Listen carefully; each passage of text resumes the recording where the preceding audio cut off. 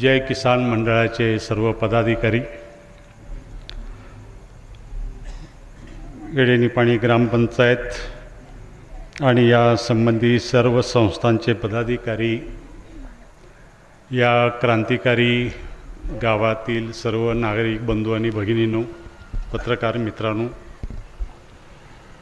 आजच्या या व्याख्यानमालेला माझे मित्र धनाजी गुरव यांनी येण्याची इच्छा व्यक्त केली आणि योगायोग इतका चांगला की त्यांनाच अध्यक्ष व्हायची वेळ आली. त्यांचा आणि त्यांच्या घराचा आणि स्वातंत्र्य लढ्याचा खूप चांगला संबंध आहे. ज्या स्वातंत्र्य सैनिकांच्या गावामध्ये मी उभा आहे, अशाच एका स्वातंत्र्य सैनिकांचा मुलगा ज्यांनी रत्नापण्णा कुंभारांच्या बरोबर स्वातंत्र्य लढ्यामध्ये सशस्त्र स्वातंत्र्य लढ्यामध्ये भाग घेतला, त्यांचेही चिरंजीव आहेत धनाजी गुरव. ही एक वेगळी ओळख आहे आणि योगायोग आहे. आणि दुसरी गोष्ट, आम्ही 11वी ते BCom फायनल अशी 5 वर्ष वर्गमित्र होतो आणि गेली 45-50 वर्षे आमची मैत्री आहे. आणि त्यांचा आज फोन आला दुपारी, तुम्ही येडेनिपाणीला येणार आहात, मी देखील भाषण ऐकायला येणार आहे. मला आनंद झाला. येताना त्यांना घेऊन येण्याचं सुद्धा भाग्य मला मिळालं. अनिल पाटील आहेत, आनंदराव पाटील आहेत, बऱ्याच पाटलांचीच नावं तुम्ही घेतली. म्हणजे गावामध्ये पाटीलकी मोठी आहे हे लक्षात आलं.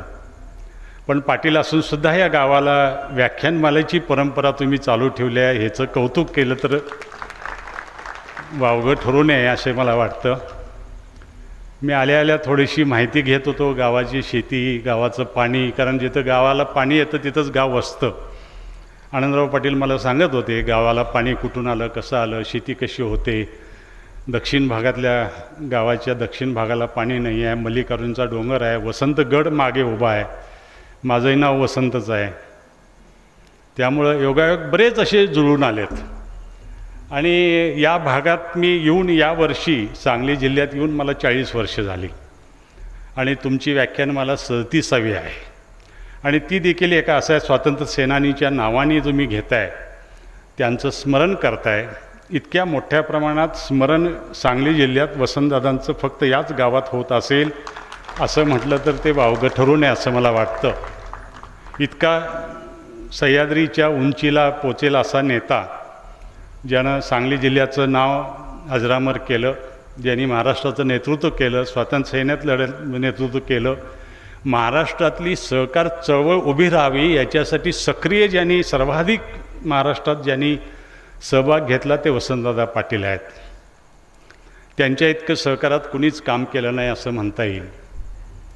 आणि राजकारणातही तुम्हाला माहीत आहे की त्यांनी काँग्रेस विचारधारा कधी सोडली नाही, पण काँग्रेस विचारधारेमध्ये मतभेद झाले तर संघर्ष करणं देखील कधी सोडलं नाही. वसंतदादा असा एकमेव नेता आहे की जो बंड करत होता. म्हणून मी लिहिलं होतं गेल्या निवडणुकीच्या वेळेला, वसंतदादांचा नातू रडतोय का, बंडखोर वसंतदादांचा नातू रडतोय का, असं मी लेख लिहिला होता. आणि मी असं म्हटलं होतं की जेव्हा जेव्हा काँग्रेसमध्ये संकट येईल त्यावेळेला वसंतदादांनी बंड केलेलं आहे. कधीही त्यांनी घेतलेलं पद पूर्ण केलेलं नाही. मतभेद झाली, फेकून दिलं पद आणि निघून आले. अशा पद्धतीचा बंडखोर वृत्तीचा, शांत मनोवृत्तीचा, पण त्याच वेळेला अंगात बंड कायमचं धगधगत ठेवणारा असा नेता आहे. आणि त्याचं तुम्ही स्मरण करता, याबद्दल तुम्हाला साष्टांग नमस्कार घातला पाहिजे. ज्या सांगली जिल्ह्यामध्ये त्यांनी सहकारी संस्थांच्या माध्यमातून पाया रचला, खूप मोठे मोठे निर्णय त्यांनी त्या काळात घेतले, लोकांचा सहभाग कसा असावा याचा आदर्श त्यांनी घालून दिला. अशा वसंतदादांच्या स्मृतीला अभिवादन करून मी मूळ विषयाकडे वळत आहे. त्या वळण्याच्या पूर्वी आणखीन एक गोष्ट सांगावं असं वाटतं की मला येडेनिपाणी म्हटलं की नेहमी पी सावळाराम यांची आठवण येते. ठाण्याचे नगराध्यक्ष होते, मोठे गीतकार होते. त्यांनी नाव अजरामर केलं. आणि मला एका प्रसंगात शरद पवारांनी तो किस्सा सांगितला, तेव्हा कळलं की पी सावळाराम या गावचे आहेत, म्हणजे आपल्या जिल्ह्यातले आहेत, याचाही अभिमान त्यावेळेपासून वाटायला लागला. आणि येडेनिपाणीची नवीन एक ओळख मला त्यावेळेला समजली. आणि आज मी म्हणत होतो की स्वातंत्र्य सैनिकांचं हे मोठं गाव आहे, पण मला धनाजींनीच सांगितलं स्वामी सरांनी सांगितलं की या गावामध्ये 30 स्वातंत्र्य सेनानी होऊन गेले. कामेरी असेल, हे गाव असेल, काशीगाव असेल, वाटेगाव असेल, वाळवा असेल, पलीकडं कुंडल असेल, ही सर्व स्वातंत्र्य सैनिकांची मोठी फळी असलेलं गाव येडेमचंद्र आहे, जे सिंह नाना पाटलांचं गाव आहे. अशा ह्या भूमीमध्ये आपण आहोत याचा आपल्याला सातत्यानं अभिमान वाटावा अशी ही परिस्थिती आहे. स्वातंत्र्य लढ्यामध्ये या देशाला स्वातंत्र्य मिळत असताना देशाच्या कानाकोपऱ्यामध्ये विविध प्रकारची आंदोलनं झाली. विविध प्रकारची आंदोलनं होत असताना उद्याचा स्वतंत्र होणारा भारत कसा असावा, तो कसा असावा याच्यावर खूप मोठ्या प्रमाणात चिंतन त्या काळच्या स्वातंत्र्य सैनिकांनी केलेलं आहे. जेवढं आज आपण आपला समाज कसा असावा, आजच्या समाजातली तरुण मुलं कशी असावीत, तरुण मुली कशा असाव्या, शिक्षण कसं असावं, आरोग्य कसं असावं, शेती कशी असावी, ती कशी पुढे जावी, आपला समाज कसं पुढं जावा, एवढं चिंतन आपण आत्ता करत नाही. ह्याच्यापेक्षा कितीतरी अधिक पटीनं त्या काळात पारतंत्र्यात असताना आपल्या स्वातंत्र्य सैनिकांनी केलेलं आहे. त्या काळातसुद्धा राजकीय मतभेद अगदी जोरदार झालेले आहेत. पक्षातनं बाहेर पडणं, एखाद्या चळवळीतनं बाहेर पडणं, वेगळी भूमिका घेणं, देशपातळीवर आंतरराष्ट्रीय पातळीवरसुद्धा भूमिका घेणं, इथंपर्यंत तो संघर्ष गेलेला आहे. तो वैचारिक लढा त्या काळात झालेला आहे. जितका स्वातंत्र्यासाठी अहिंसक पद्धतीनं गांधींच्या नेतृत्वाखाली असेल, लोकमान्य टिळकांच्या नेतृत्वाखाली असेल, सुभाषचंद्र बोस यांच्या नेतृत्वाखाली स्वातंत्र्य लढ्याचा सशस्त्र लढा असेल, किंवा नाना पाटील यांच्या नेतृत्वाखाली सरकारचं सरकार असेल, या सर्व स्वातंत्र्य लढाई होत असताना उद्या आपण स्वतंत्र झाल्यानंतर आपला समाज कसा असेल, आपलं शिक्षण व्यवस्था कशी असेल, स्त्री पुरुष मानसिकता कशी असेल, जाती व्यवस्थेचं काय करायचं, ग्रामपंचायत कशी चालेल, जिल्हा कसा चालेल, राज्य कसं चालेल, हा देश कसा चालेल, या देशाची घटना कशी असेल, या देशाचे कायदे कानून कसे असतील, या देशामध्ये सर्वांना समानता कशी मिळेल, या देशातला अशिक्षित माणसाला कसं आपल्याला सामावून घेता येईल, सुशिक्षित माणसाला कसं सामावून घेता येईल, या देशाचं औद्योगिकरण कसं करता येईल, या सर्व 20व्या शतकामध्ये जगात जे जे काही घडत होतं ते सर्व उद्याच्या भारतामध्ये घडेल. आणि ते घडत असताना आपण धोरण काय घेतलं पाहिजे, दिशा कुठली घेतली पाहिजे, आपल्या समाजाला कुठलं योग्य आहे, या सगळ्याचा विचार त्या काळच्या स्वातंत्र्य सैनिकांनी केला होता. आणि त्याच्यामध्ये अनेक वैचारिक लढे झाले होते, अनेक संघर्ष झाले होते. त्यामुळं मवाळ आणि जहाल तुम्ही शाळेत असताना वाचलं असेल की मवाळ काय म्हणत होते आणि जहाल काय म्हणत होते. मी हे सांगायची गरज नाही, कारण ते म्हणत होते की राजकीय स्वातंत्र्य आधी का समाज सुधारणा आधी वगैरे, हे सगळे हा सुद्धा संघर्षाचाच भाग होता. सुभाषबाबूंनी ज्या पद्धतीनं वेगळी वाट चोखाळली आणि नेताजी सुभाषचंद्र बोस यांनी मुझे खून दो तुम्ही आझादी दूंगा अशी नारा दिला. म्हणजे ही पार्श्वभूमी याच्यासाठी सांगतोय की उद्याचा भारत कसा असेल याच्या संदर्भात खूप मोठं चिंतन त्या काळामध्ये केलं होतं. आणि म्हणून मला असं वाटतं की त्या पिढीनीच नंतर स्वातंत्र्यानंतर जे केव्हा नेतृत्व आपलं स्वीकारलं, म्हणून हा भारत देश उभा राहिला. आज कोणी काही म्हणो, आज नेहरू कसे होते, गांधी कसे होते आणि आंबेडकर कसे होते याविषयी काही उद्गार काढोत, पण या स्वातंत्र्य सैनिकांनी आपल्यासारख्या देशाला, ज्या देशामध्ये इतकी विविधता होती, इतके अनेक विरोधाभास होते, जातीव्यवस्था होती, अनेक लढे, अनेक संघर्ष करावे लागले, धर्माच्या पातळीवर करावे लागले, सांस्कृतिक पातळीवर करावे लागले, भाषेच्या पातळीवर करावे लागले, जातीव्यवस्थेच्या पातळीवर करावे लागले, संस्थानिक 550हून अधिक होते, त्या संस्थानिकांच्या बरोबर संघर्ष करावा लागला. आणि भारत हा देश एकत्र करण्याचा प्रयत्न करण्यात आला. त्यावेळेला हिंदू मुस्लिमांचं सुद्धा हे झालं आणि त्यातून भारताची फाळणी देखील झाली. हे सगळे चटके आपण सहन केले. आधी एवढे चटके सहन करूनसुद्धा देशाची फाळणी ज्या हिंदू मुस्लिम करण्यामुळे झाली तेच पुन्हा आपण आज करतो आहोत. त्यातून आपण धडा घेतलेला नाही, अनेक गोष्टीतून आपण धडा शिकलेला नाही, अनेक गोष्टीतून आपण त्यातनं बाहेर पडलेलो नाही आणि अनेक गोष्टीतून आपण बाहेर पडलो देखील. आणि त्याच वेळेला एक दुसरा विषय चालू होता की उद्याचा भारत स्वतंत्र झाल्यानंतर इथली संघराज्य व्यवस्था कशी असणार याच्याविषयी आपण तो विषय तेवढाच भाग आज आपण पाहणार आहोत. मला स्वामी सरांचा फोन आल्यानंतर मी म्हटलं की कुठल्या विषयावर बोलणार सर तुम्ही? म्हटलं तुम्ही सांगा. म्हटलं आम्ही काय सांगितलं नाही, तुम्ही निवडा. मग म्हटलं महाराष्ट्राची एकूण वाटचाल आज जी चालू आहे त्याचा म्हटलं आढावा घेऊया आपण आणि आज महाराष्ट्र कुठं आहे त्याचा विचार करूया. चालेल, विचार करून सांगा म्हटले विषय, म्हणजे आम्हाला विषयपत्रिकेत घालायला बरं पडेल. त्यांचा पुन्हा जेव्हा फोन आला तेव्हा मी पटकन सांगितलं की संयुक्त महाराष्ट्राचं स्वप्न. जसं भारतीय स्वातंत्र्य लढ्याचा लढा झाला आणि त्याच्यामध्ये वैचारिक संघर्ष झाला, त्याच पद्धतीनं सगळे प्रादेशिक भाषावार रचना होत असताना, प्रांतरचना होत असतानासुद्धा एक फार मोठा संघर्ष या देशामध्ये झाला. आणि तो सुद्धा भारत पाकिस्तान फाळणीच्या पार्श्वभूमीवर झाला. आणि या संदर्भात अनेक मतप्रवाह आहेत, अनेक हे आहेत की भाषावार प्रांत रचना करायला नको म्हणणारे आजसुद्धा आहेत. पण योग्य दिशा त्याच वेळेला घेतली गेली होती आणि त्या योग्य दिशा घेतल्यानंतरसुद्धा अनेक अडथळे आले. आणि विशेषतः मराठी भाषिकांचं राज्य स्थापन करताना अनेक अडथळे आले. भारताला स्वातंत्र्य मिळाल्यानंतर 13 वर्षानंतर 1947ला स्वातंत्र्य मिळालं आणि 1960ला महाराष्ट्राची स्थापना झाली. मराठी भाषिकांचं राज्य स्थापन झालं, ते सुद्धा इतकं प्रचंड मोठं महाराष्ट्र ज्याला म्हणता येईल असं प्रांत उभा राहिला. आणि तो प्रांत होत असताना अनेक प्रकारचे वाद प्रतिवाद होत राहिले, अनेक प्रकारचे संघर्ष होत राहिले, अनेक वैचारिक भांडणं होत राहिली. त्या काळची वृत्तपत्र पाहिली, त्या काळची भाषणं तुम्ही पाहिले, त्या काळचं लिखाण पाहिलं, त्या काळचं साहित्य पाहिलं, त्या काळचे सांस्कृतिक कार्यक्रम पाहिले, त्यावेळची शाहिरी पाहिली, लोककला पाहिल्या. त्या सगळ्यामध्ये मराठी भाषिकांचा महाराष्ट्र कशासाठी हवा आणि तो काय घेऊ शकतो, आपण कुठलं स्वप्न बघून आपण हा महाराष्ट्र स्थापन करू इच्छितो आहोत, याची भूमिका त्या काळच्या स्वातंत्र्य लढ्यातल्या संयुक्त महाराष्ट्राच्या लढ्यातल्या नेत्यांनी, बिनीच्या कार्यकर्त्यांनी मांडलेलं आहे. आणि खूप मोठं प्रबोधन संपूर्ण महाराष्ट्रात त्या काळात झालं. आणि तो 1-2 वर्ष नव्हता, तर 1946-47 पासून सुरू झालेला हा संघर्ष 1960ला कुठंतरी संपला. आणि तो संपतानासुद्धा त्यात सीमा प्रश्न आणखीन एक अडथळा निर्माण झाला आणि तो आजही सुटलेला नाही, अशी खंत आपण सातत्यानं व्यक्त करीत असतो. याला थोडीशी पार्श्वभूमी बघूया पहिल्या 10-15 मिनटामध्ये. कारण भाषावार प्रांतरचना करणं हे चुकीचं होतं असं म्हणणारे सुद्धा खूप लोक आहेत. भाषावार प्रांतरचना नीट केली नाही, ती काँग्रेसने केली नाही असे म्हणणारे खूप लोक आहेत. पण भाषावार प्रांतरचना करावी असं काँग्रेसचं धोरण 1931 पासूनचं आहे. 1931च्या नागपूर अधिवेशनामध्ये जेव्हा त्यावेळेला तामिळनाडूचे चट्टोपाध्याय नावाचे ग्रस्त काँग्रेसचे अध्यक्ष होते, नागपूरच्या अधिवेशनामध्ये काँग्रेसचा ठराव झाला होता. आणि त्यावेळेला ठरलं होतं की भाषावार प्रांतरचना हे भारत स्वतंत्र झाल्यानंतर आपण करायचं आहे आणि संघराज्य निर्माण करायचं आहे.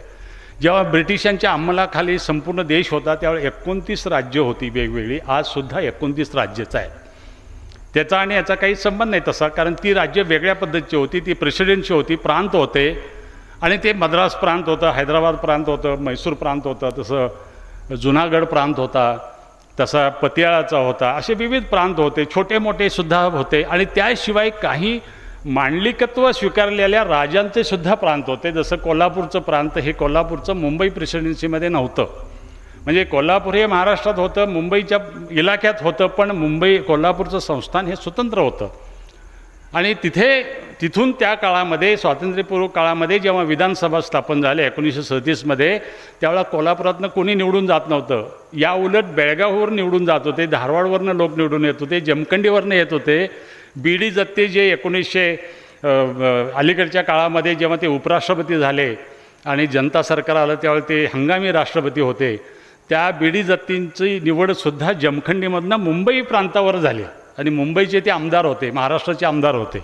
नंतर ते कर्नाटकात गेलं जमखंडी आणि कर्नाटकचे मुख्यमंत्री झाले. आणि नंतर ते केंद्रात गेले, केंद्रीय मंत्री झाले, उपराष्ट्रपती झाले, हंगामी राष्ट्रपती झाले. असा सगळा प्रवास झाला.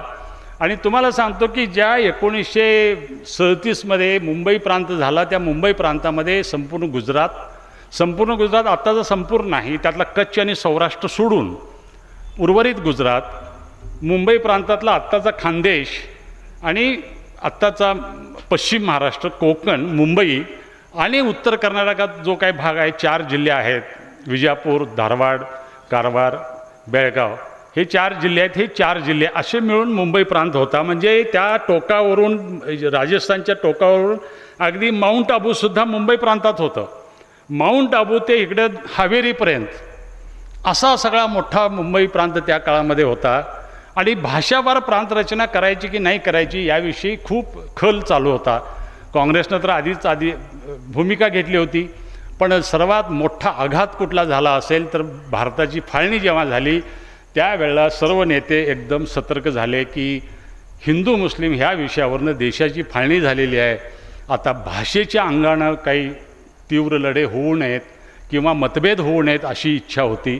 त्याच वेळेला 550 संस्थानिकांचं संस्थान विलीन करायचं होतं. असे एकापेक्षा एक महाकठीण कामं होती. आजचे राजे काही पण सांगत असतील, राज्यकर्ते काही सांगत असतील की त्यांनी सगळ्यांनी माती खाल्ली आहे, इतक्या भाषेत जाऊन ते बोलतात. पण तसं नव्हतं. भारत हा देश घडवणं सोपं नव्हतं. आणि अलीकडच्या पिढीमध्ये, विशेषतः आमच्या नंतरच्या पिढीमध्ये यांना अजिबात काही त्यातलं माहीत नाही. त्यांनी स्वातंत्र्य सैनिकांशी कधी बोललेलं नाही, तर आपला स्वातंत्र्य लढा समजून घेतलेला नाही. जगाच्या इतिहासामध्ये, मानवाच्या इतिहासामध्ये भारतातला झालेला स्वातंत्र्य लढा जितका विविधतेनं भरलेला आहे, जितक्या वेगवेगळ्या विचारांनी भरलेला आहे, त्याचे वेगवेगळे पदर रंग वेगवेगळे होते, त्याच्यातली विचारधारा वेगवेगळी होती, त्यात आंदोलन कशा पद्धतीनं करायचं याच्यावर सुद्धा मतभेद होते.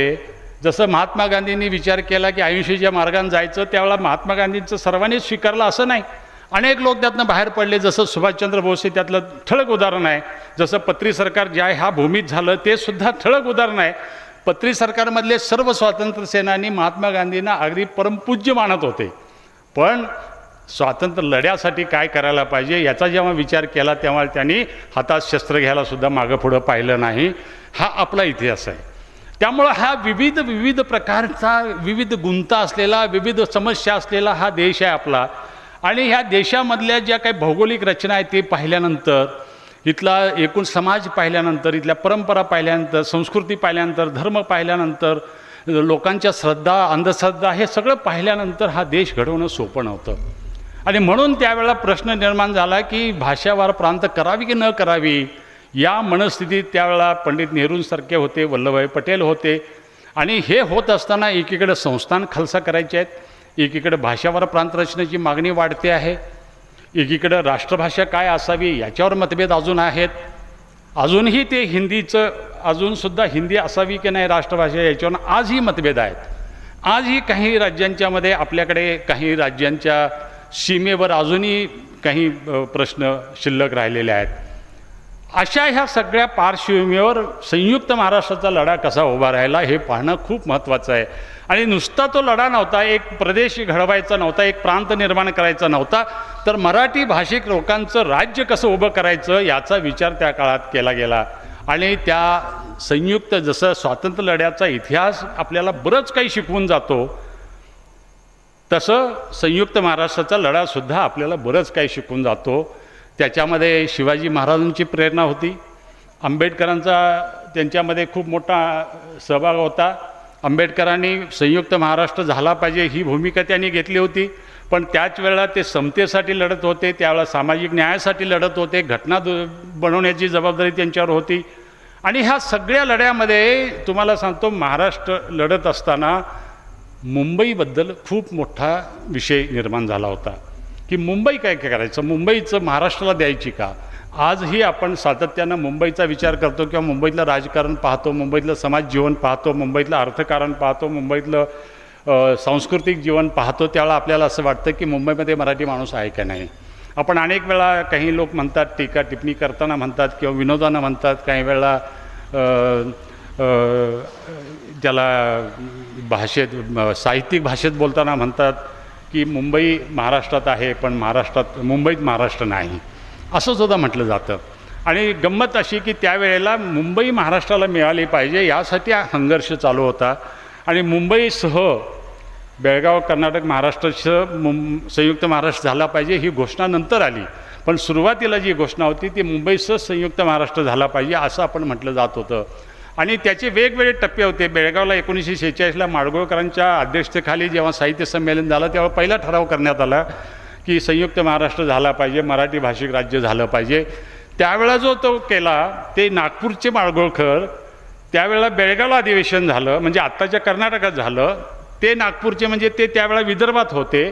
आणि विदर्भातल्या भारताची, मध्य प्रदेशाची नागपूर ही त्यावेळेला राजधानी होती. त्या राजधानीमधले ते पत्रकार, संपादक होते, लेखक होते, साहित्यिक होते. त्यांच्या अध्यक्षतेखाली बेळगावमध्ये मराठी साहित्य संमेलन झालं आणि तिथं पहिला ठराव करण्यात आला की संयुक्त महाराष्ट्र झाला पाहिजे.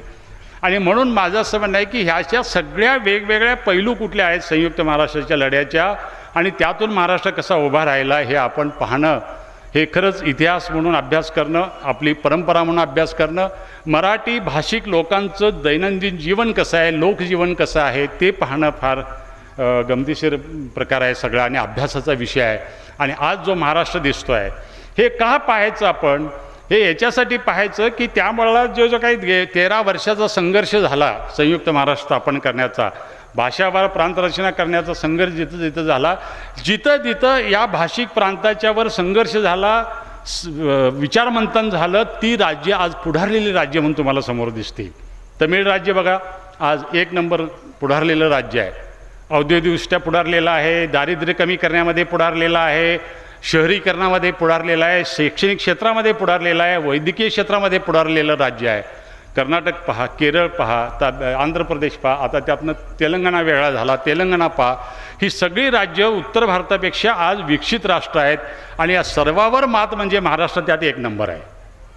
आणि महाराष्ट्र 1 नंबर होण्याचं कारण संयुक्त महाराष्ट्राचं विचारमंथनामध्ये आहे, त्याच्याशी आपण बोलायचं आहे. म्हणून संयुक्त महाराष्ट्राचा लढा काय होता आणि त्यातलं स्वप्न काय होतं, मराठी भाषिक राज्यांचं, मराठी भाषिक लोकांचं राज्य स्थापन व्हावं, याच्या मागची प्रेरणा काय होती हे समजून घेणं आवश्यक आहे. आणि तो लढा झाला म्हणून महाराष्ट्र 1 नंबरला राहिला.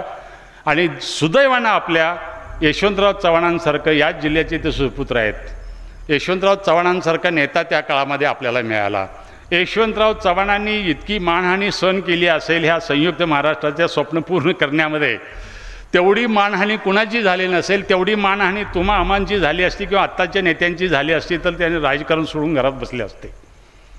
इतकी मानहानी कुणाची झाली नाही, इतकी टीका त्यांच्यावर झाली, त्यांच्या भूमिकेवर झाली.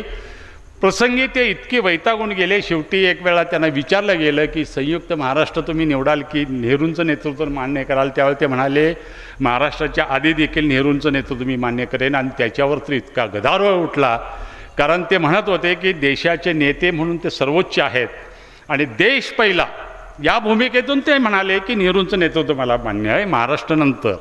कारण देशाचा एखाद्या प्रांतापेक्षा देश महत्त्वाचा आहे आणि तो देश एकत्र टिकला पाहिजे, या भावनेतून सावधान पावलं भाषावर रचनेवर टाकली जात होती. आंध्र प्रदेश तयार होत असताना श्रीरामुलू म्हणून तिथे स्वातंत्र्य सैनिक होते, त्या श्रीरामुलूंनी जोरदार संघर्ष केला. त्या काळामध्ये मद्राससुद्धा शहर जे आत्ताचं चेन्नई म्हटलं जातं ते आंध्र प्रदेशचा भाग होता आणि चेन्नईसह आंध्र प्रदेश व्हायला पाहिजे अशी मागणी होती. आणि श्रीरामुलूंनी उपोषण सुरू केलं. 58 दिवस उपोषण झालं तरी नेहरू त्याला बदले नाहीत. ते म्हणाले नाही मी मान्य करणार नाही. पण तमिळनाडूचाही आग्रह होता की चेन्नई तमिळनाडूला मिळालं पाहिजे, तमिळ भाषिकांचं मिळालं पाहिजे. त्या संघर्षामध्ये शेवटी आंध्र प्रदेशाने तमिळनाडूवरला चेन्नईवरला आपला हक्क सोडला आणि तेव्हा ते आंध्र प्रदेशची मागणी मान्य करण्यात आली.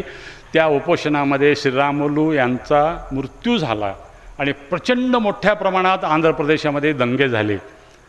तशाच प्रकारचे इथे जसं आंदोलन झाली, पण आपल्या याच्यामध्ये आपल्या आंदोलकांनी कधीही तशा प्रकारचे दंगे केले नाहीत, पण सरकारने मात्र केलं. त्यावेळेला मोरारजी देसाई मुख्यमंत्री असताना मुंबई प्रांताचे यशवंतराव चव्हाण त्या मंत्रिमंडळात होते आणि त्यावेळेला जेव्हा मुंबईचा विषय काय करायचा हा मोठा प्रश्न होता आणि मुंबईतले सगळे व्यापारी, उद्योजक, मोठे सगळे भांडवलदार यांची भूमिका होती की मुंबई स्वतंत्र राहिली पाहिजे. मुंबई महाराष्ट्रात आल्यानंतर आपलं स्वातंत्र्य राहील का नाही, इथला व्यापार राहील का नाही, इथला उद्योग राहील का नाही, अशी एक भूमिका त्यांची होती. आणि इंडियन मर्चंट्स असोसिएशन स्थापन केली होती. त्या मर्चंटच्या मागे JRD टाटासुद्धा त्या काळात होते आणि त्यांची भूमिका होती की मुंबई हे स्वतंत्र राहिली पाहिजे. आणि त्या मागणीच्या जोरावरती मुंबई स्वतंत्र राहण्याचा निर्णय देखील पंडित नेहरूंनी जाहीर करून टाकला. मुंबई केंद्रशासित करण्यात आली होती. आज आपल्याला अनेकांना आठवतही नसेल की मुंबई केंद्रशासित झाली. मुंबई स्वतंत्र केंद्रशासित झालं होतं. आज जर तसं असतं तर मुंबई हे स्वतंत्र केंद्रशासित प्रदेश म्हणून राहिला असता. जसं दिल्ली केंद्रशासित प्रदेश आहे, चंदीगड केंद्रशासित प्रदेश आहे, तसं पांडेचेरी केंद्रशासित प्रदेश आहे, तसं मुंबई आज स्वतंत्र झाली असते. मुंबईचा मुख्यमंत्री स्वतंत्र राहिला असता, मुंबईची विधानसभा स्वतंत्र झाली असती आणि उर्वरित महाराष्ट्र वेगळा झाला असता, उर्वरित गुजरात वेगळा झाला असता, पण त्या काळामध्ये आपण ते मान्य केलं नाही आणि त्याच्यावेळेला जेव्हा झाला संघर्ष, त्यावेळेला गोळीबार झाला, त्यावेळेला मोठ्या प्रमाणात आंदोलन झालं आणि त्यावेळेला जो काही गोळीबार झाला त्याच्यामध्ये 108 हुतात्मे आपल्या महाराष्ट्रात झाले. कोण होते हे लोक? कोण लढत होतं सगळं मुंबईसाठी किंवा महाराष्ट्रासाठी? मुंबईतला गिरणी कामगार लढत होता. कोण होता हा गिरणी कामगार? हा सगळ्या महाराष्ट्रातल्या, पश्चिम महाराष्ट्रातल्या दऱ्याखोऱ्यातला आणि कोकणातनं गेलेला, खानदेशातनं आलेला हा जो काही गिरणी कामगार होता मुंबईमध्ये, तो मराठी गिरणी कामगार, तो ह्या सगळ्या लढ्याच्या अग्रस्थानी होता. तो लढत होता. मुंबईतले काँग्रेसचे नेतेसुद्धा दोलायमान अवस्थेत होते, त्यांच्यातसुद्धा फूट पडली. एक काँग्रेसचा गट संयुक्त महाराष्ट्राच्या बाजूने आला आणि एक काँग्रेसचा गट मुंबई स्वतंत्र झाली पाहिजे याच्या बाजूनं होता. आणि त्याच्यामध्ये स.का. पाटीलसारखे काँग्रेसचे मोठे त्यावेळचे पुढारी, कारण मुंबईमध्ये स.का. पाटीलचं नाव घेतलं तर सगळे ते म्हणतील ती दिशा, अशा प्रकारचं त्या काळचं त्यांचं एकूण नेतृत्व होतं. ते केंद्रीय मंत्री होते, मुंबईतनं निवडून यायचे दक्षिण मुंबईमधनं. आणि स.का. पाटलांनी भूमिका घेतली की केंद्रशासित व्हायला पाहिजे. यावेळेला मुख्यमंत्रीपद जेव्हा गोळीबार झाला त्यावेळेला मोरारजी देसाईंच्याकडनं नेतृत्व गेलं आणि यशवंतराव चव्हाण यांच्याकडे नेतृत्व आलं आणि त्यांनी समन्वयाची भूमिका सुरू केली.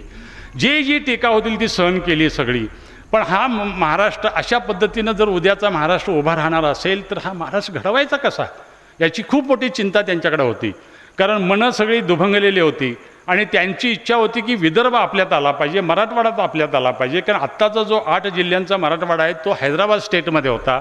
11 जिल्ह्यांचा विदर्भ आत्ता जो आहे आपल्या महाराष्ट्रामध्ये तो मध्य भारतात होता, मध्य प्रदेशात होता. नागपूर ही त्यांची राजधानी होती. नागपूरमध्ये उच्च न्यायालय होतं, नागपूरमध्ये विधानसभा होती, नागपूरमध्ये मंत्रालय होतं, नागपूरमध्ये आमदार निवास होतं, स्वतंत्र मुख्यमंत्री होते. त्याच्यात वसंतराव नाईक जे नंतर मंत्री झाले ते मध्य प्रदेशातल्या राज्यामध्ये मंत्री होते. असे अनेक लोक होते की जे तिकडं मंत्री होते, नंतर ते आपल्याकडे आले आणि आपल्या राज्याचे मुख्यमंत्रीसुद्धा झाले. असा हा 3 भागात 4 भागात विभागलेला महाराष्ट्र होता.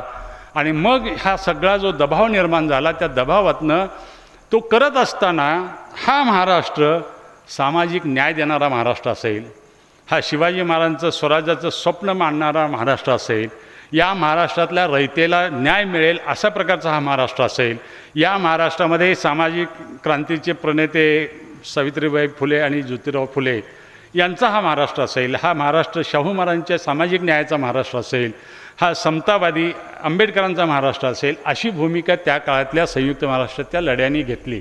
आणि म्हणून संयुक्त महाराष्ट्रानंतर जो काही महाराष्ट्र स्थापन होणार आहे तो कशासाठी आहे? नुसतं एक प्रांत किंवा एक भूगोल तयार करायचा नाही आपल्याला, की सामाजिक न्यायावर, स्वराज्याच्या न्यायावर शिवाजी महाराजांच्यापासून ते आंबेडकरांच्यापर्यंत सर्वांच्या स्वप्नाचा महाराष्ट्र उभा करायचा आहे.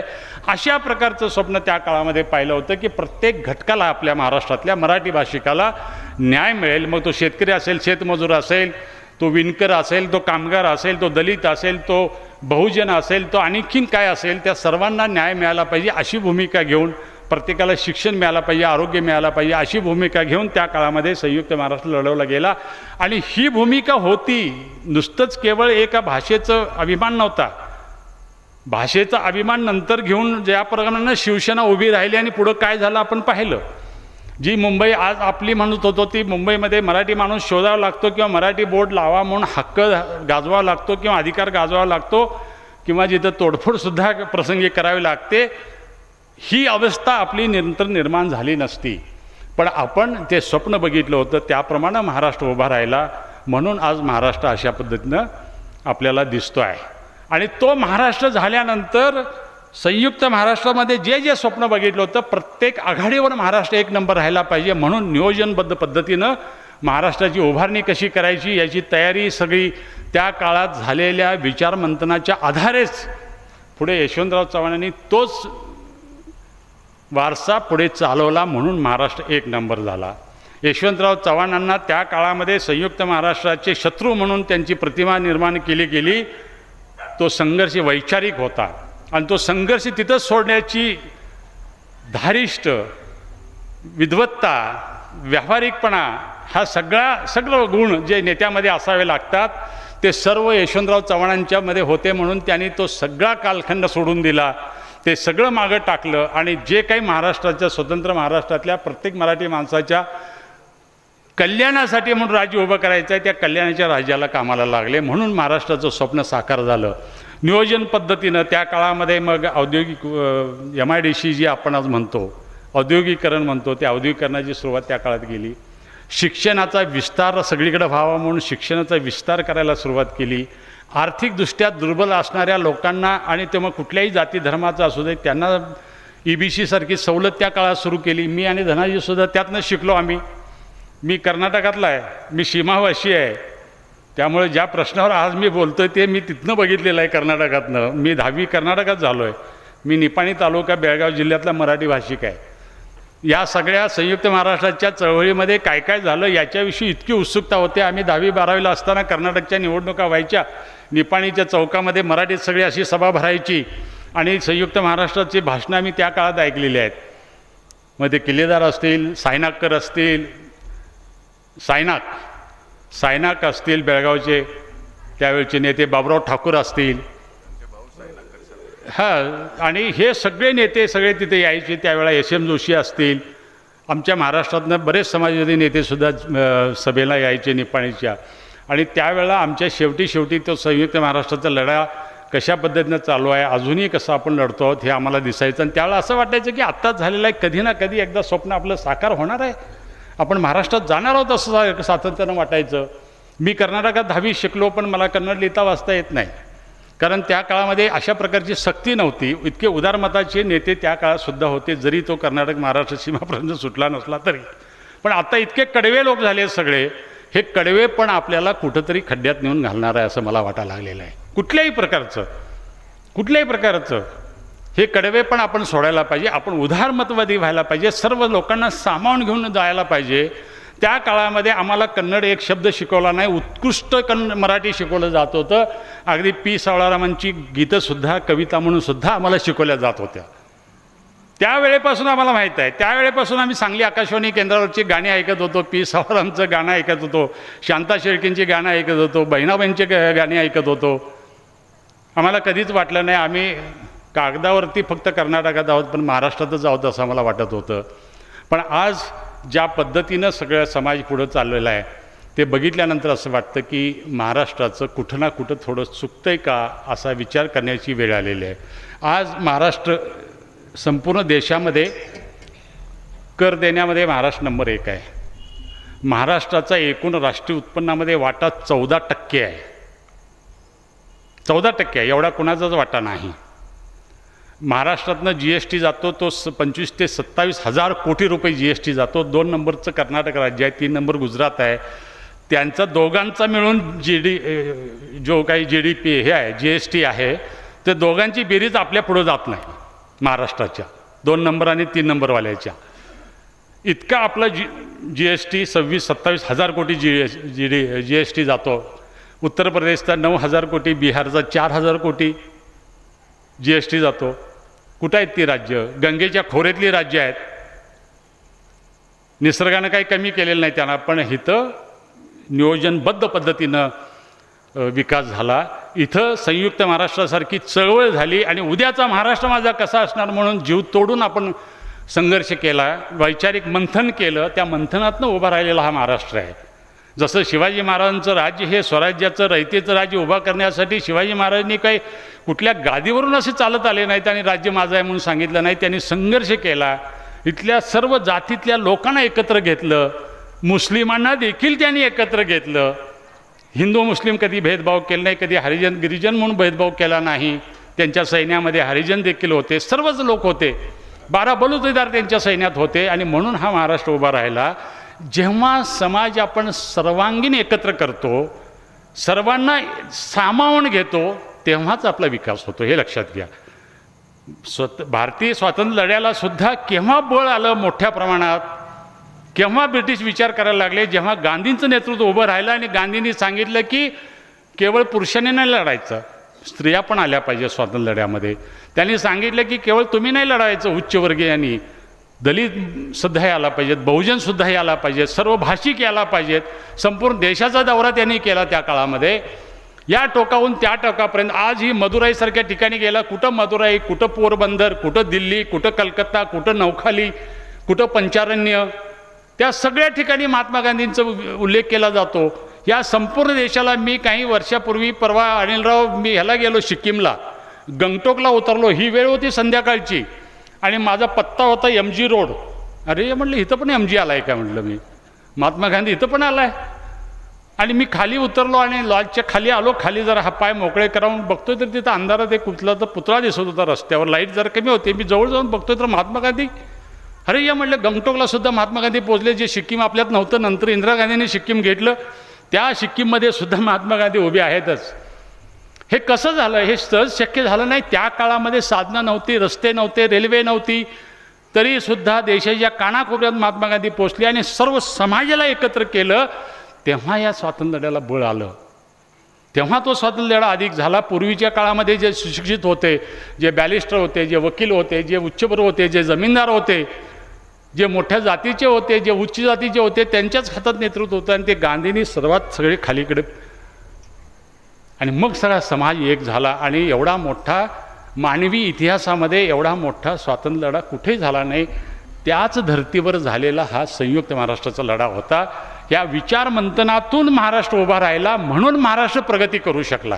कारण उद्याचा महाराष्ट्र कसा असणार, उद्याचा महाराष्ट्र कसा असायला पाहिजे, तो कामगारांना न्याय देणारा पाहिजे, तो शेतकऱ्यांना न्याय देणारा पाहिजे, तो खेड्यापाड्यातल्या लोकांना शिक्षण दिलं पाहिजे, खेड्यापाड्यातल्या लोकांना रस्ते दिले पाहिजेत. गाव तिथं ST सारखी योजनासुद्धा आपल्याकडे झाली. संयुक्त महाराष्ट्राच्या स्थापनेनंतर जे जे झालं, पंचायत राज्य व्यवस्था असेल, साहित्य संस्कृती मंडळ असेल, साहित्य संमेलनं असतील, वेगवेगळ्या ठिकाणची व्याख्यानमाला असतील, परिसंवाद असतील, ह्या सगळ्यामधनं जे काही विचारमंथन झालं त्यातून महाराष्ट्राचं खऱ्या अर्थानं मशागत झाली सगळी. आणि म्हणून संयुक्त महाराष्ट्रानंतर महाराष्ट्राची वाटचाल ही अधिक झाली, ती आधुनिक महाराष्ट्र झाली. म्हणून आपण आधुनिक महाराष्ट्राचे शिल्पकार म्हणतो. तुम्ही कुठल्याही इतर राज्यात जाऊन बघा, कोण कर्नाटकचा शिल्पकार किंवा हे तसं म्हणत नाहीत. फार तर कर्नाटकचा सिंह म्हणतात किंवा आणखीन काहीतरी म्हणतात आधुनिक हे. पण कुठलंही पश्चिम बंगाल आधुनिक उभं राहिलं नाही, बिहार नाही. परवा मी बिहारला जाऊन आलो. 1970मध्ये जे काही आत्ता 1970मधले कोण जाणकार असतील एडे निपाणीचे, त्यावेळेस जे तुमचं एडे निपाणी होतं गाव, पाणंद रस्ता असेल, आत यायला हायवेवरनं आत यायला म्हणजे चप्पल पायात घ्यावं हातात घ्यावं लागत असतील, अशा पद्धतीचं बेडे निपाणी त्यावेळा असेल 1970मध्ये. तसा आज बिहार आहे. मी प्रत्यक्ष बघून आलो. मी बिहारला मुद्दाम गेलो होतो. 1999ला मी गेलो होतो लोकसभा निवडणुकीला. परत एकदा बिहारला जायची माझी इच्छा होती. रिटायर होईपर्यंत मला संधी मिळाली नाही. परवा रिटायर झाल्यानंतर सुद्धा काय ना मी स्वतःच्या पैशाने खर्च करून गेलो आणि संपूर्ण बिहार बघून आलो. काही नाही, ते काही नाही. 850 किलोमीटर मी प्रवास केला. एकही कारखाना मला दिसला नाही, एकही औद्योगिक वसाहत दिसली नाही मला. 850 किलोमीटर 8 जिल्ह्यातनं फिरून आलो मी. फक्त नॅशनल हायवे तेवढे झालेत अलीकडच्या काळात, ते पण परवा 2 वर्षापूर्वी झालेत. त्या हायवेने एवढे रस्ते अडवलेत, एवढं पाणी अडवलं आहे, त्याच्या बाजूची अनेक हजारो एकर जमिनी बाद झालेत, ते सुद्धा बघितलेलं नाही आहे. इतके वेडे लोक आहेत राज्यकर्ते तिथले. आणि तिथं एकच चर्चा, बाहेर जे पलायन चालू आहे ते कसं रोखायचं. त्या निवडणुकीमध्ये रोखलं नाही, काय नाही. आणि गंमत म्हणजे ज्या पक्षाला आता सत्ता मिळाली त्यांनी जाहीरनामा प्रसिद्ध केला. दुसऱ्या दिवशी पेपरमध्ये मोठ्याच्या मोठ्या बातम्या, बिहारमध्ये औद्योगिक क्रांती करण्याचं आश्वासन. अरे म्हटलं, तुम्ही अजून औद्योगिक क्रांतीची चर्चाच करला. आमच्याकडे औद्योगिक क्रांती कधी झाली?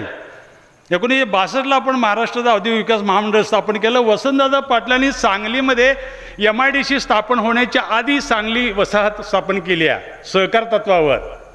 सांगली वसंतदादा औद्योगिक वसाहत जी स्थापन झाली ती 1960ची आहे.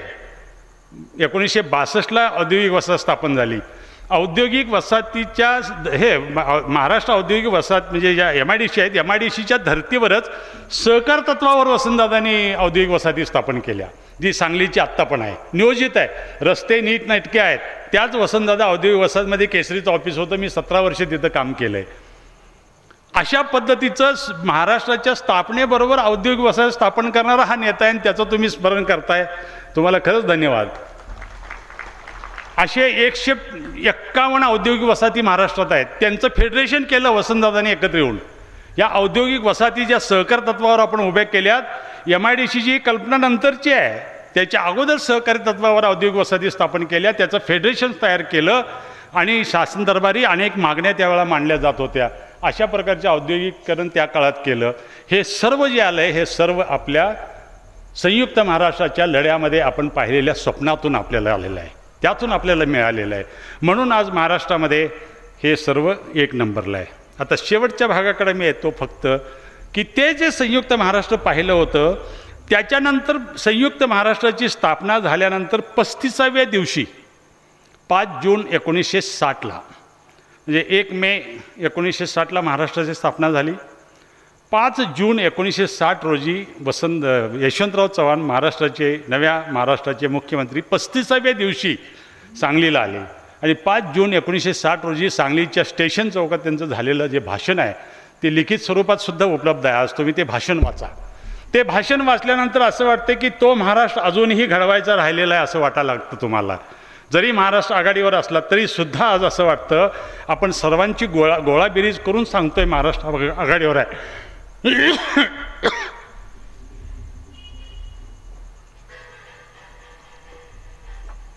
तर महाराष्ट्रात ते 2-3 भाग झालेत. आज संपूर्ण मराठवाडा मागास आहे. विदर्भातला नागपूर आणि नागपूर जिल्हा सोडला तर संपूर्ण बाकीचे 10 जिल्हे मागास आहेत. खानदेशात नाशिक सोडलं तर बाकीचा सर्व खानदेश मागास आहे. कोकण आज सुधारलेलं आहे. कोकणमध्ये रेल्वे आली, आता हे आले, पर्यटन झालं, रस्ते चांगले झाले. त्यातलं बरंच श्रेय शिवसेनेला जातं, कारण काँग्रेसनी कोकणाकडे दुर्लक्षच केलं काय. त्यावेळेला नियोजन पद्धतीनं महाराष्ट्राचा विकास करण्यासाठी प्रत्येक विभागामध्ये कृषी विद्यापीठं स्थापन करण्यात आली. 1967ला ही दूरदृष्टी होती. त्यावेळेला वसंतराव नाईक यशवंतराव चव्हाणांच्या पावलावर पाऊल टाकून जाणारा नेता होता. वसंतराव नाईकांच्या विषयी खूप कमी आपल्या पश्चिम महाराष्ट्रातल्या लोकांना माहीत आहे. मलाही माहीत नव्हतं इतकी वर्ष पत्रकारिता करून. मी आत्ता गेल्या 2 वर्षामध्ये वसंतराव नाईकांच्या विषयी खूप वाचलं. प्रत्येक नेत्याचे 5ही बेटो समान नसतात, तसं काहीतरी दुर्गुण असतात किंवा काहीतरी कमतरता असते, हे मान्य आहे. पण अनेक गोष्टी इतक्या चांगल्या केल्या वसंतराव नाईकांनी त्या काळामध्ये. आपल्याला त्यांच्याविषयी खूप कमी माहीत आहे. त्या काळामध्ये जेव्हा कृषी विद्यापीठ स्थापन करायची पाळी आली त्यावेळा अकोल्याला पंजाबराव देशमुख कृषी विद्यापीठ स्थापन केलं, विदर्भाला दिलं. राहुरीला महात्मा फुले कृषी विद्यापीठ स्थापन केलं, पश्चिम महाराष्ट्रात दिलं. दापोलीला कृषी महाराष्ट्र विद्यापीठ स्थापन केलं, ज्याला आता सावंतांचं नाव आहे. बाबा सावंत नावाचे कृषी मंत्री होते, ज्यांनी कोकणमध्ये खूप काम केलं होतं. आणि परभणीला वसंतराव नाईकांचंच नाव आहे आत्ता, ते मराठवाडा कृषी विद्यापीठ स्थापन केलं. 4ही भागात 4 कृषी विद्यापीठ स्थापन केली. हे सगळं करत असताना आजचा महाराष्ट्र असमतोल महाराष्ट्र काहीतरी तयार झाला आहे. महाराष्ट्राचं एकूण उत्पन्न बघितलं तर छाती बडवून सांगतात आत्ता आम्ही आघाडीवर आहोत, महाराष्ट्र आघाडीवर आहोत, महाराष्ट्रात गुंतवणूक फार होते, अमुक होते, तमुक होते. हे बरोबर आहे. जवळजवळ 1 कोटी लोक महाराष्ट्राच्या बाहेरच्या महाराष्ट्रात आलेले आहेत. हे आपण कोरोनाच्या वेळेला पाहिलं की महाराष्ट्रातून बाहेर जाणाऱ्या लोकांची संख्या प्रचंड होती. महाराष्ट्रात बाहेरनं येणाऱ्या लोकांची संख्याच नव्हती, कारण महाराष्ट्रातनं लोकांना स्थलांतरित करावं लागत नाही. एक काळ होता जिथं शिवसेनेचा जन्म झाला, जेव्हा महाराष्ट्रामध्ये लुंगी हटाव म्हणून आंदोलन सुरू झालं, ज्याच्यात शिवसेनेचा जन्म झाला, त्यावेळेला मद्रासचे लोक इतक्या मोठ्या प्रमाणात येत होते. मद्रासचा एकही माणूस आता येत नाही, कारण मद्रास एवढा डेव्हलप झाला आहे. आंध्र डेव्हलप झाला आहे, तेलंगणा डेव्हलप झाला आहे. तेलंगणा आज मोठ्या राज्यांच्यामध्ये 1 नंबरला आहे दरडोई उत्पन्नामध्ये, आपल्यापेक्षा पुढे आहे तो. पण महाराष्ट्रातल्या जिल्हावार जर तुम्ही नियोजन बघायला गेलात, जिल्हावार जर विश्लेषण करायला गेलात, पोस्टमार्टम करायला गेलात, तर महाराष्ट्रातले निम्मे जिल्हे हे देशाच्या सरासरी दरडोई उत्पन्नाच्या मागं आहेत. काही जिल्हे बिहारबरोबर आहेत. नंदुरबारसारखा जिल्हा, ज्या जिल्ह्यामध्ये 48% लोकसंख्या दारिद्र्य रेषेखाली आहे. हेच महाराष्ट्रात, हे 2026चं सांगतोय मी तुम्हाला. उद्याच महाराष्ट्राच्या आर्थिक पाहणी अहवाल येणार आहे. उद्या तो आर्थिक पाहणी अहवाल आल्यानंतर तुम्ही सर्वांनी त्यात बघा, दरडोई उत्पन्न बघा, प्रत्येक जिल्ह्याचं दरडोई उत्पन्न बघा, त्याच्यामध्ये सर्व आकडेवारी येईल उद्या. त्याच्यामध्ये जी आकडेवारी येते ते सगळे बघितल्यानंतर असं दिसतं की परभणी मागं आहे, हिंगोली मागं आहे, तुमचं नांदेड मागं आहे, लातूर मागं आहे. हे सर्व जिल्हे सगळे मागास जिल्हे आहेत. असमतोल तयार झाला आहे. मराठवाड्यामध्ये औरंगाबाद सोडल्यानंतर, जे संभाजीनगर आपण म्हणतो ते सोडल्यानंतर कुठंच काही नाही आहे मराठवाड्यात. त्या संभाजीनगरमध्ये 365 दिवसापैकी 65 दिवस पिण्याचं पाणी येतं आहे नळाला संभाजीनगरमध्ये. तसं जर झालं असतं तर निपाणी गप्प बसलं असतं का? 365 दिवसापैकी 65 दिवस येतं आहे. रावसाहेब दानवे एवढं मोठ्यानं बोलतो आहे, पण त्याच्या गावामध्ये 21 दिवसानं पाणी येतं आहे जालन्यामध्ये. 5 वेळा खासदार होता तो. मला त्यांना अहोजाऊसुद्धा बोलवत नाही, इतका राग येतो मला त्यांचा. कारण मी जालन्यामध्ये स्वतः जाऊन आलो आहे. एका ठिकाणी मी जालन्यात गेलो आणि एका लेखकांना भेटायला गेलो घरी, आणि त्यांचे असे सगळे वाडे बिडे, तुमचे विद्यानगर जसं इस्लामपुरातलं आहे तसं असं सगळे बंगले बिंगल्याचा भाग होता तो. तिथं गेलो आणि मी विचारलं उतरल्या लाईट का बंद आहे तुमच्या रस्त्याचे? ते म्हणाले बाहेर बोलू नका, आत या सांगतो. आत घरी गेल्यानंतर म्हणाले आमच्याकडे गेली 8 वर्ष स्ट्रीट लाईट बंद आहेत म्हणाले. मी म्हटलं 8 वर्ष स्ट्रीट लाईट बंद आहेत जालन्यासारख्या शहरात? कसं काय? जिल्ह्याचं ठिकाण आहे ना? हो जिल्ह्याचं ठिकाण आहे. 8 वर्ष स्ट्रीट लाईट बंद आहेत, रस्त्यावरचे दिवे बंद आहेत. का? नगरपालिकेनं बिलच भरलेलं नाही, त्यामुळे वीज मंडळानं बिल हे केलेलं आहे. पाण्याचं विचारा की म्हटली आहे मला ती स्वतः. जुलै महिना होता, पावसाळ्याचे दिवस. आजचा 21वा दिवस आहे म्हटले, पाणी आलेलं नाही. मग करताय काय म्हटलं? विकत घेतो म्हटले. मग खर्चाचं काय करताय? आणून काय जेवढं शक्य होईल तेवढं भरतो, नाहीतर 4 दिवसांनी एकदा अंघोळ करतो. म्हटलं धन्य आहे भाऊ. म्हटलं हे असं आमच्याकडे असतं तर काय खरं नाही. सकाळी कोल्हापूरला पाणी आलं नाही तर 10 वाजता बायका हंडे घेऊन बाहेर येतात. 6ला पाणी आलं नाही तर 10 वाजता रस्त्यावर येतात रस्ता हे करायला. अशी परिस्थिती आज मराठवाड्यातल्या अनेक जिल्ह्यांच्या मध्ये. लातूरला हीच अवस्था आहे. तुम्ही पाहिलं लातूरला आपण मिरजेवरून रेल्वेनं पाणी नेऊन देण्याचा प्रयत्न केला. वेडेपणा होता तो, पण केला आपण. आता काय करायचं? पण तसे करायची वेळ आज आलेली आहे. आणि हे लोकांचे इथले सगळे प्रश्न सोडवायला महाराष्ट्र कमी पडतो आहे. महाराष्ट्रातलं नेतृत्व कुठंतरी कमी पडतं आहे. जे संयुक्त महाराष्ट्राचं स्वप्न होतं ते संयुक्त महाराष्ट्राचं स्वप्न आपण विसरलो आहे का, असा प्रश्न पडावा अशी परिस्थिती आहे. सर्वजण तुमच्या गावातले बरेच मुलं पुण्यात असतील आज, त्यातली का कोल्हापूरला जाऊ शकत नाहीत? कोल्हापूरची बरीच मुलं पुण्यात आहेत. सर्वजण पुण्यात जाण्याचं सुरू केलेलं आहे. आणि पुण्याचे प्रश्न इतके गंभीर झालेत. मग वाहतुकीचा प्रश्न, पाण्याचा प्रश्न. पुण्याला 2000 सालामध्ये 5 TMC पाणी पुरत होतं पुणे आणि पिंपरी चिंचवडला. आज 14 TMC पाणी लागतंय पुणे आणि पिंपरी चिंचवडला. आणखीन 2-3 वर्षामध्ये, तुम्ही 5 वर्षामध्ये पाहाल की पुण्यातसुद्धा पाणी टंचाई सुरू होईल. कारण पुणे एवढे प्रचंड बाहेरनं येणाऱ्या लोकांचं प्रमाण वाढलं आहे. महाराष्ट्राचा समतोल सगळा बिघडला आहे आणि तो बिघडा लागला आहे. संपूर्ण महाराष्ट्रातल्या कानाकोपऱ्यातल्या लोकांचा विकास होईल, तिथल्या लोकांची प्रगती होईल, तिथल्या लोकांना सर्व सुविधा मिळतील, असा जो काही प्रयत्न आपण पंचवार्षिक योजनेमध्ये, पंचायत राज व्यवस्थेमध्ये, सर्वच नियोजनबद्ध पद्धतीनं विकास करण्याच्या कल्पनेमध्ये जो काही दडला होता तो आपण विसरलो आहोत कुठंतरी. आणि संयुक्त महाराष्ट्राचा जे स्वप्न आपण पाहिलं होतं ते स्वप्न काही बरोबर झालं, काही प्रमाणात बरोबर झालं, पण ते पूर्ण झालं नाही. आणि ते संयुक्त महाराष्ट्राचा लढा झाला हे महाराष्ट्राच्या पथ्यावर पडला. कारण त्यावेळेला जे विचारमंथन झालं त्यातून उद्याचा महाराष्ट्र माझा कसा असेल याचा सगळा गाभा आपल्याला मिळाला, आशय आपल्याला मिळाला. आणि त्यावेळेला महाराष्ट्रातला मराठी माणूस जागा झाला, एकत्र आला आणि मराठी हक्कानं आपण मुंबई आपल्याला मिळवली. मुंबई मिळवणं म्हणजे सोपं नाही. मुंबई याच्यासाठी आहे की मुंबईतलं मिळणारं जे उत्पन्न आहे किंवा मुंबईतला जो सपोर्ट आहे महाराष्ट्राला तो फार मोठा आहे. राष्ट्रीय उत्पन्नाच्या 6% उत्पन्न मुंबई देतं. 6% उत्पन्न मुंबईतनं मिळतं देशाला, इतकं मुंबईचा वाटा मोठा आहे. आणि पुणे मुंबई ही दोन्ही शहरं देशातल्या 10 प्रमुख शहरांच्यामध्ये ही शहरं आहेत. त्यामुळं संयुक्त महाराष्ट्र झाला असलं तर सुद्धा आपण खानदेश दुर्लक्षित केला आहे, नंदुरबारसारखा जिल्हा आपण दुर्लक्षित केला आहे, हिंगोलीसारखा दुर्लक्षित केला आहे, विदर्भातल्या काही पूर्व विदर्भमधले सगळे लोक आपण दुर्लक्षित केलेत. त्यामुळं संयुक्त महाराष्ट्रामध्ये सर्वांची प्रगती होईल, सर्वांना सोबत घेऊन जाऊ हे जे काही वचन दिलं होतं ते कुठंतरी आपण कमी पडतो आहे का याचा विचार करण्याची वेळ या निमित्तानं आली असं मला वाटतं आहे. त्यामुळं संयुक्त महाराष्ट्र ह्या सर्व लढ्यामध्ये इकडं पाहत असताना तो इतिहास सगळा एकदा जाणून घेणं आवश्यक आहे.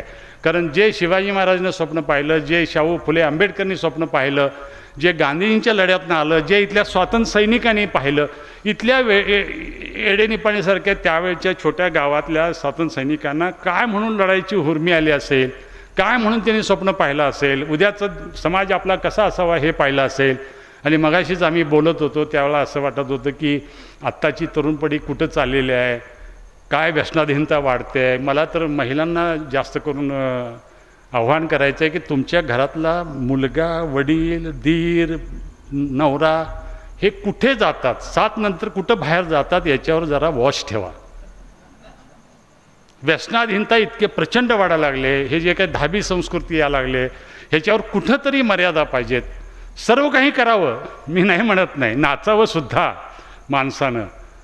यात्रासुद्धा करावी, जत्रासुद्धा करावी, बैलगाड्यासुद्धा चालवाव्यात, घोडासुद्धा चांगला चालवावा, त्याचीही शर्यत करावी. मी नाही म्हणत नाही, सायकलची शर्यत करा, पळायची शर्यत करा, पोहण्याची शर्यत करा, पण संध्याकाळी 7 नंतर घरात तर या.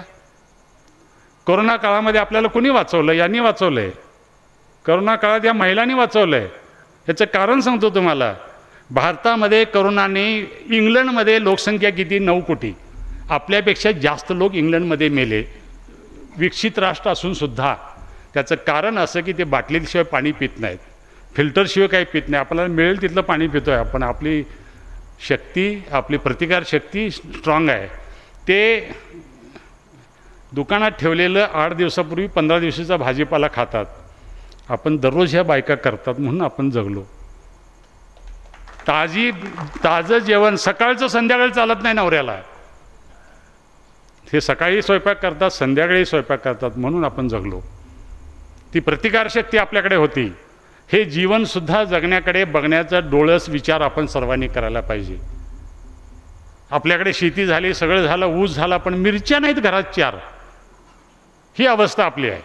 कोथिंबीर नाही आपल्याकडे. मग तो कुठला तर बागवान येणार, त्याच्याकडनं विकत घ्यायची वेळ आली आपल्याला. ही काही शेती विकासाची कल्पना आहे? त्यामुळे माझं असं म्हणणं आहे की तुमच्या गावाला लागणारं सर्व इथं उपलब्ध व्हायला पाहिजे. ताजं दूध तुम्ही प्यायला पाहिजे. आम्ही आता शहरात पिशवीतलं दूध पितो. 48 तास अगोदर काढलेली धार असते ती. आम्ही अगोदरच्या काळामध्ये म्हशीचं दूध आणायला आम्ही शेतात जात होतो. आमची म्हशी होत्या त्यावेळेला तिथंच अर्धा लिटर पिऊन येत होतो.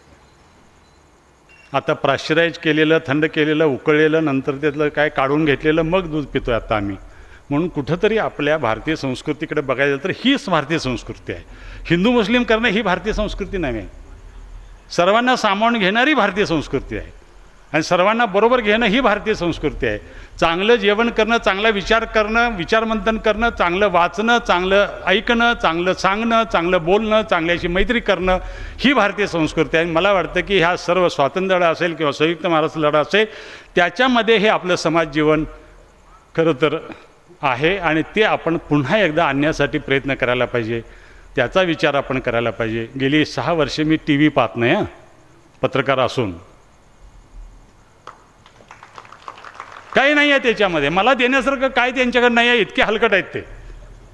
मी इतके पुढे गेलो आहे की मला देण्यासारखं त्या TV मध्ये काही नाही आहे.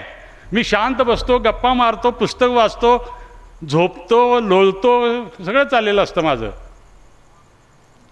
मला दाखवण्यासारखं काही नाही. 100 चॅनल असले सुद्धा त्यात काही नाही. तुम्ही मात्र कोण बघत असू दे नसू दे, TV सकाळी सुरू झाला की रात्री 12 पण बंदच करायचा नाही. काय हे जीवन आपलं आलं आहे? कुणावर सगळे अवलंबून राहिलो आहे आपण? जा नदीच्या काठाला बसा, तळ्याच्या काठाला बसा, मंदिराच्या पायरीवर जाऊन बसा, गप्पा मारा मैत्रिणीबरोबर, मित्रांच्याबरोबर. घरी या, मस्तपैकी जेवा, लवकर 7-7:30ला एक चक्कर मारणे आणि 8-8:30ला 9ला झोपा, पहाटे 5ला उठा. असं सुंदर जीवन जगण्यासाठी आपण महाराष्ट्र, आपण सगळे विकासाकडे हे पाहतो आहोत. आपल्याला चांगली घरं पाहिजेत, चांगली घरं आपण करतो आहोत.